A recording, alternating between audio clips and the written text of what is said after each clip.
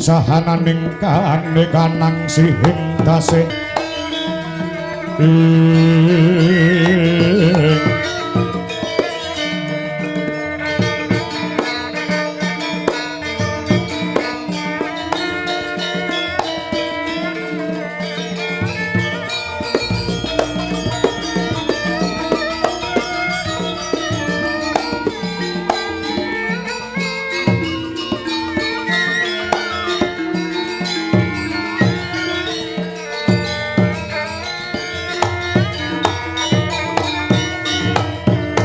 jenayakaning radoteng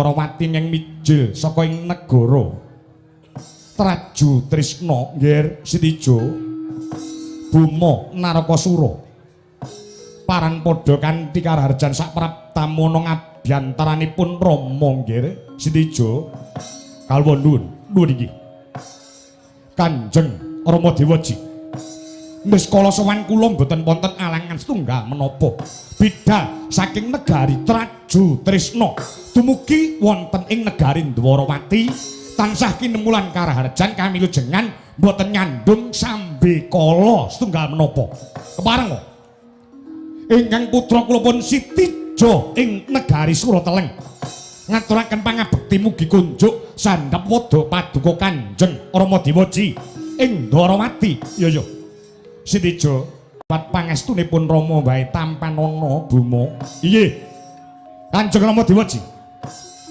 katamping tangan kalih kapetekaken wonten ing Jaja urmeketing paradaya miwah ana radaging kayuwanan awet pangestu paduka Kanjeng Rama Dewaji sageta handayani dumateng widadane para kawula saindenging praja kejaba kang saka kuwi Sitijo Janur gunung kadingaren dina samangka samatara ora mung candra kepara warsa jeneng sira ora ngabyantara ana ngarasaning pun Rama ing negara Dwarawati kendhih kumrung senginggalih kesuk panataling kalbu daya-daya dina samangka pun bapa minta katrangan nitik saka lekering wadana jaiting netra kang sarta tepunging mimba semune ana gembolaning rasa ingkang bakal tok andharake kelawan pun Rama ilang ana rasa durgama sangga runggi rikuh kang sarta pekewuh dina samangka yen to kena winedaring akathah pun Rama sumedya nganglungaken jangga nelingaken karna nyadong marang apa sing dadi ature anak kula nang Setijo Buma Narakasura surasane ing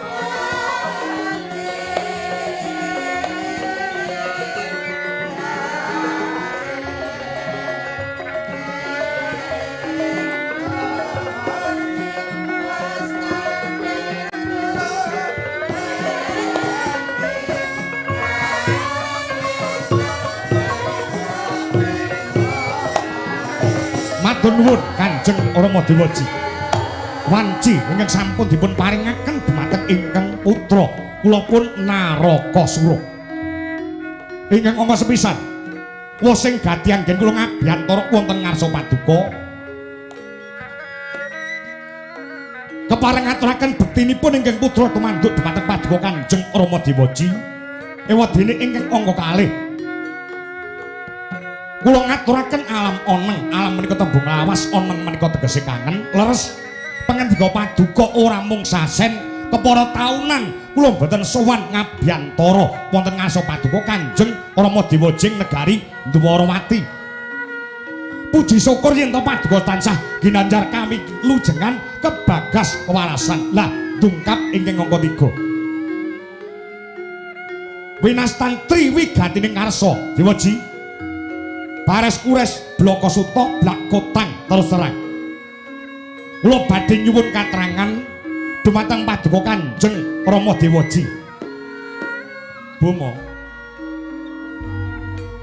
jeneng sira bakal takon perkara apa Margagi? Yen to pun Rama bisa paring mangsulan tertamtu bae. Panjenengan ingsun bakal paring mangsulan kanthi pertitis supaya gamblang ing rasa kang sarta gembira ing nala. Dewaji. Badhe kados pundi kemawon kula menika rak putra panjenengan. Iya. Jagat nyeseni kalamunta jeneng sira kuwi atmajaning garwane Nata Indrawati. Mula jeneng sira putraning Nata Indrawaka Prabu Kresna. Wonten tetembungan ingkang ngalila cetha dawuh para pinisepuh. Wonten tetembungan anak polah bapa kepradah menika tegesipun kados pundi Dewaji? Buma tetembungan mau sing mawa makna mawa teges anak polah bapa kepradah kuwi duwe kekarepan yen to sipating putra sipating anak duweni kekarepan bapa kepradah tegese wong tuwa piye pambudidayane supaya apa sing dadi gegayuhaning putra mau bisa kasembadan. Yen anak duweni karep, yen anak duweni sedya, wong tuwa kudu bisa dadya srana anjurung kasembadaning sedya apa sing dadi kekarepane anak mau. Lah niki sing kula nggih gondelan. Tigang dinten ingkang sampun kawuri. Tegese 3 dina kepengker kula nampi wangsiting para dewa.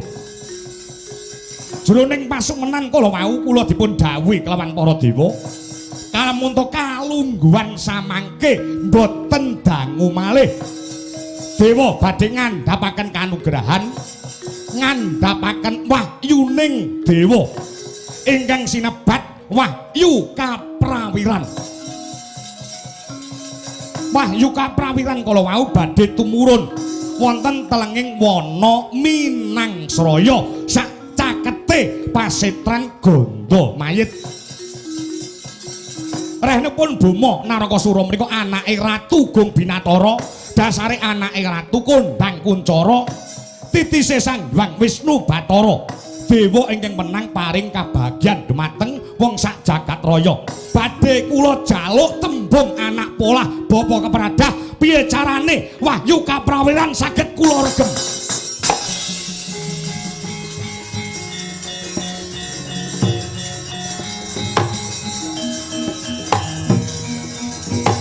Oh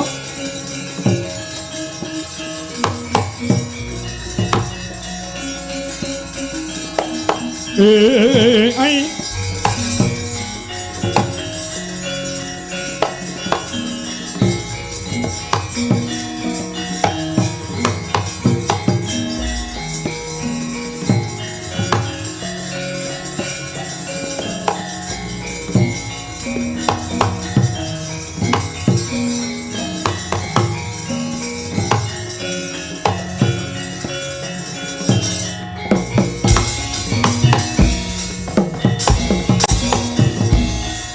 Mororeh mangosumyung ambrengengen kadi darunaning kasmosih aneng maraga memalakung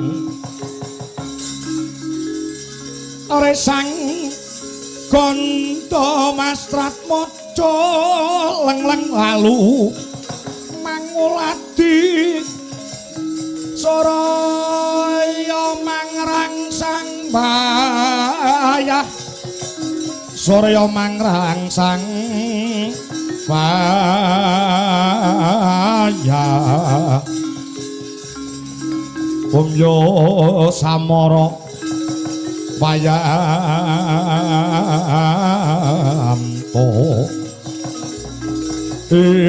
kula ngertos paduka badhe paring dawuh dumateng pun Bumantraka-sura yen to dewa ngudhunake kanugrahan yen to dewa bakal ngudhunke wahyuning dewa sing menang milih kuwi wahyune dudu menungsane kula ngertos klomat kalamete nuwun sewu tutuk panjenengan badhe ngendika kados mekaten bab menika badhe panjenengan wangsulaken dhateng kula Buma nek kowe kepengin kecondokan wahyu yen to kepengin kedunungan wahyu kaprawiran kowe kudu tok rewangi tapa brata cegah dahar kelawan guling kowe tapa ana wana minangsaya sampean mesti arep muni ngono sampean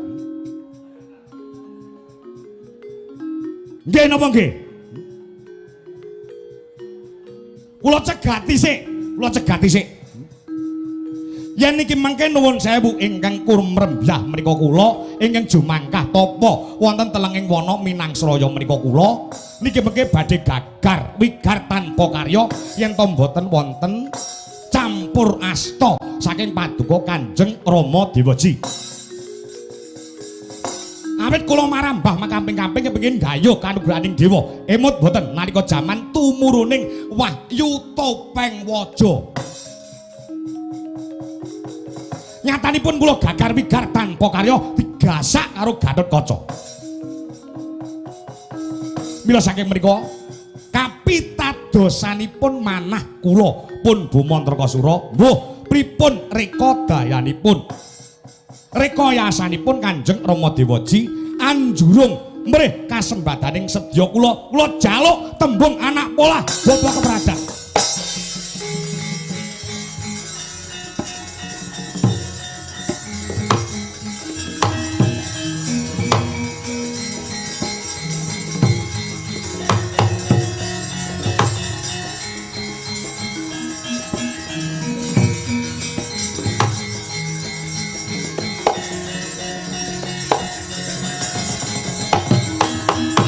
sedakep saluku tunggal nenggih nata Indrawati Prabu Sri Bathara Kesna kasendhu aturira ingkang putra Traju Trisna Buma Narakasura mandeng pucuking grana anut marang giyonganing kayun kanyunyun angayati parutama kaya mati jroning urip jroning tumeka pati liyep layap ing ngaluyup pindha pecating supena sumusuping arah jatine sang nata ing Dwaraka Prabu Danardana mantek aji pameling nyengga marang pendhita ing Kendali Sada sang penemban Begawan Anoman tumuli kapraptake wonten ing Stinggil negara Dwaraka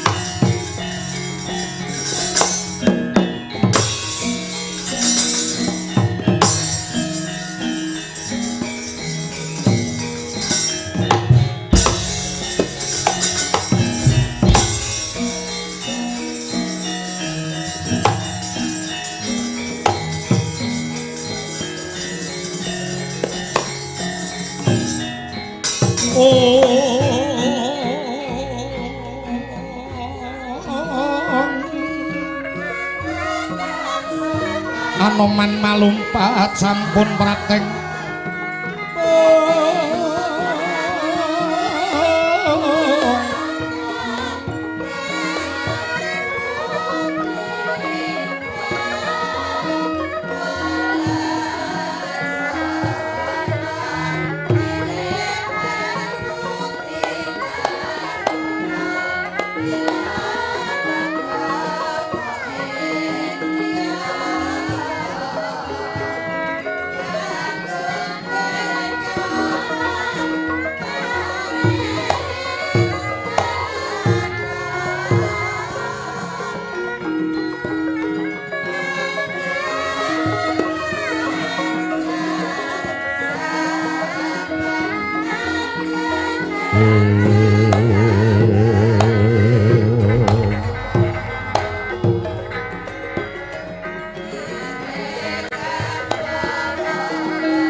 Mulat manganda panudya yukuru aking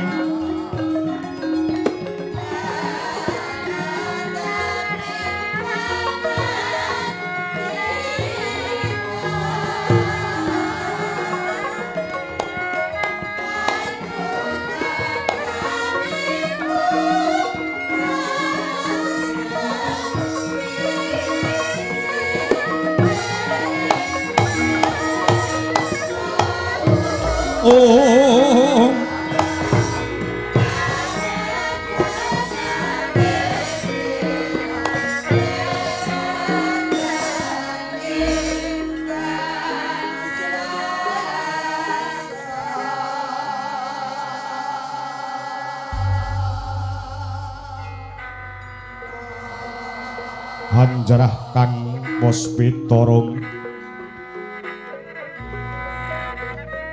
kasiliring sami rana mrih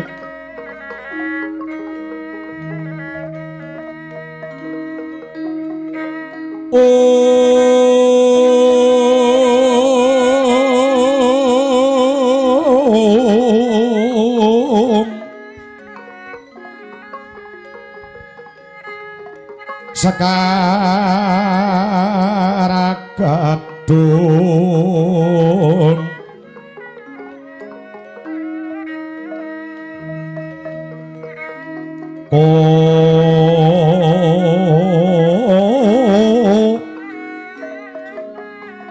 ngas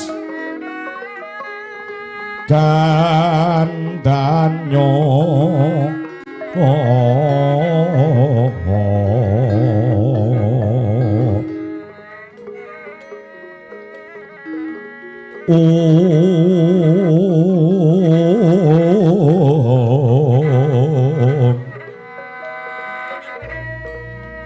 mawe hararas retnaning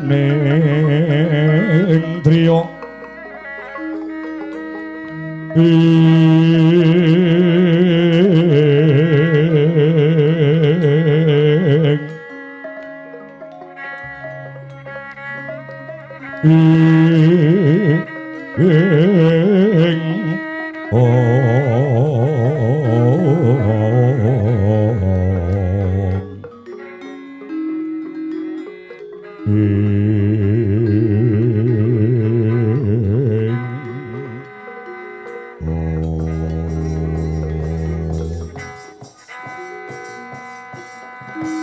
Sinuwun sesembahan kula donya prapting belahan sinuwuning Dwarawati pepundhen kula ing dat kula pundi-pundi dawuhipun kepareng kula ngaturaken pangabekti mugi kunjuk sandhap padha paduka ing sinuwuning Dwarawati Anoman wonten dawuh iya wis ndak tampa bener becik pangestuning ingsun bae tampanon wah inggih sinuwun Grawalan anggen kula mundi kapetekaken wonten ing Jaja rumeketing Wardaya momah ana rah daging kayuwanan. Walah dalah.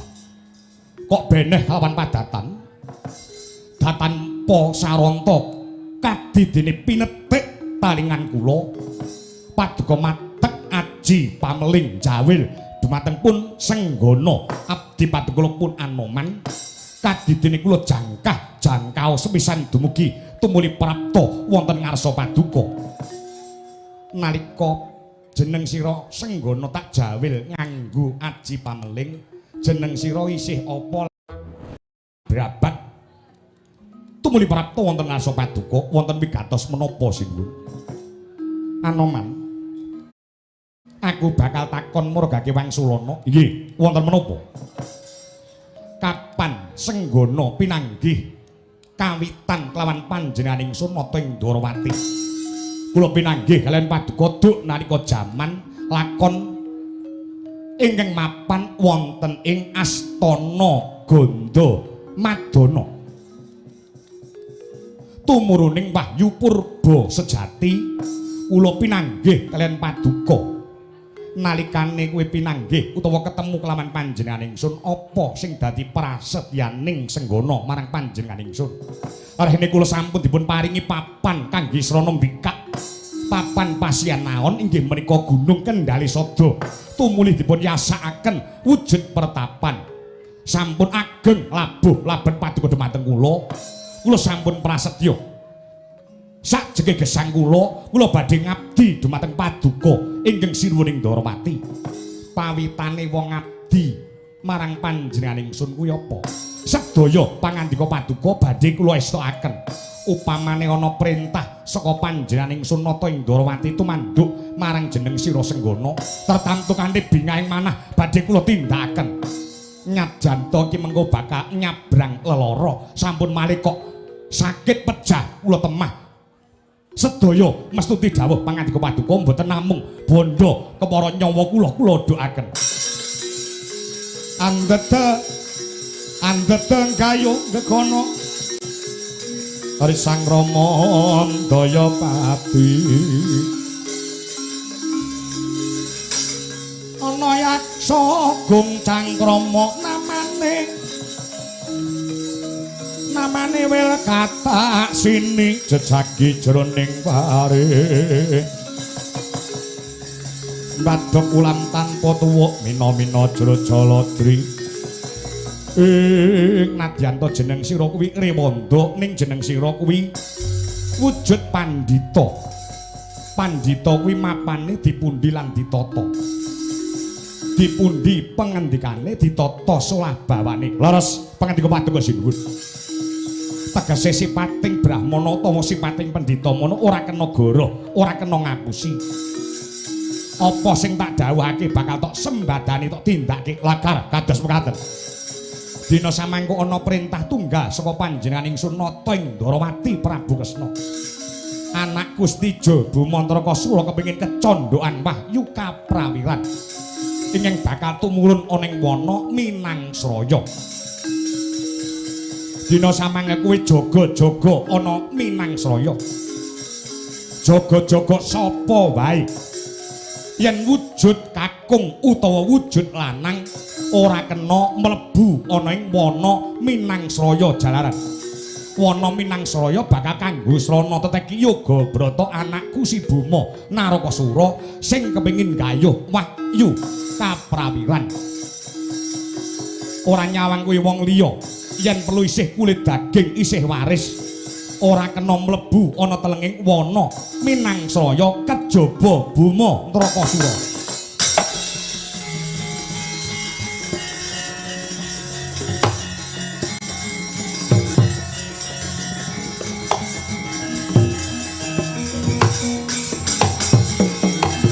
Kresna lan ngandika duh Yayi Prabu hayya sungkawing kiyas mringsa lahing arinira diarya Wrekudara nuwun sewu. Napa pangandika paduka menika sampun dipun penggalih langkung rumiyin napa dereng? Wana Minangsraya menika sanes kalebet wilayah utawi wewengkon negari Ndarawati. Yen to niki mengke kula ingkang kajibah njaga sinten kemawon boten dipun keparengaken mlebet wonten wana Minangsraya kejawi namung ingkang putrapun Bima Narakasura. Napa kula boten nyalahi aturan kang sarta nyalahi pranatan. Menawi wana Minangsraya menika kalebet negari Ndarawati kula wani ngungalke dodo. Ning wana Minangsraya menika sanes kagungan negara Dwaraka utawi sanes kagungan negara Ndarawati. Lajeng kados pundi anggih kula badhe tumindak awit wonten paribasan ora sah nganggo paribasan teman. Ora sah nganggo paribasan. Ing sekawit kowe saguh apa sing tak dawuhake bakal tak tindakake. Ya gene bareng tak perintah supaya njaga wana Minangsraya wae kok sajae arep mirong kampuh jinggo. Barep selak apa kepengin kesiku dening Sang Hyang Bathara Wisnu. Ah mati. Wes.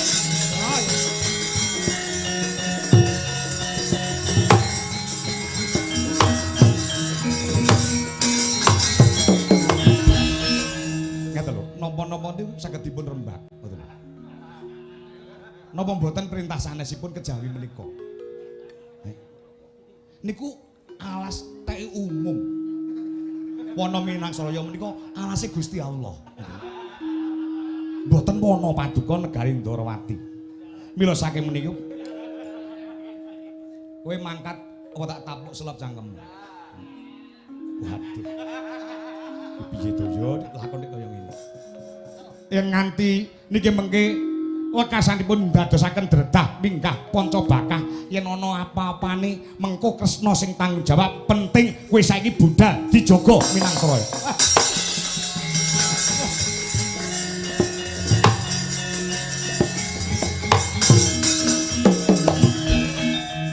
Upami liyane wana Minangsraya ngoten saged gelem kuwi ra gelem ya kuwi. Tapi wana Bluro napa wana pundi ngoten kula jagane. Niki mengke wekasanipun kula ingkang dipun lepataken lawan sing gawe urip, ngoten. Niku awit wonten paribasan ora usah nganggo paribasan. Mangkat. Mangkat. Enggak cenunak-cenunuk. Nggih, sendika ngestaken dawuh. Sapa wae.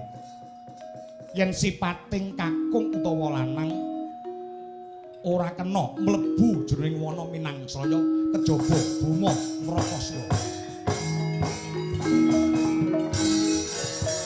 Palugon laguning Mekas Lukita. Lukita linut ing kidung.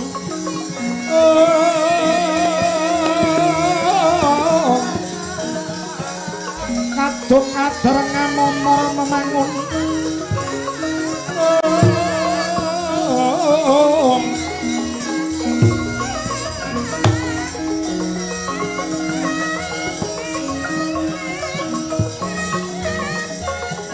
Memangun manah rahayu ayuwana. Ayuwana tanah kolong gumulung.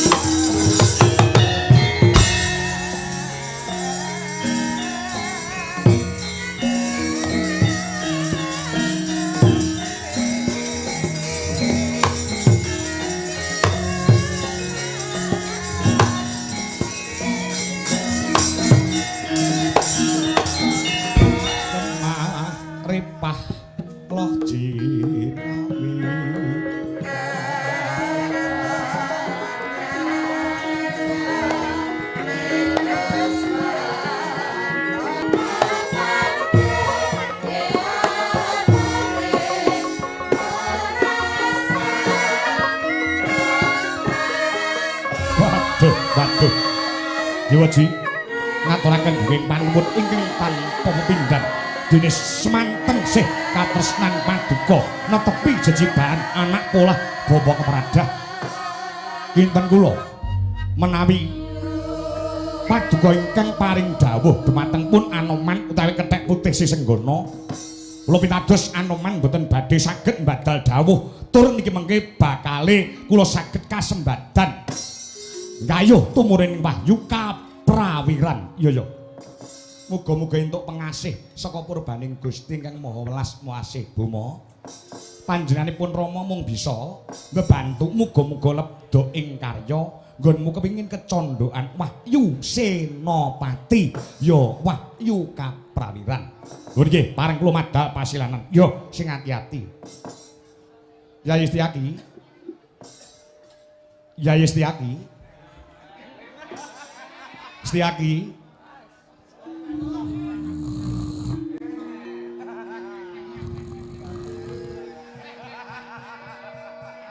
Setyaki.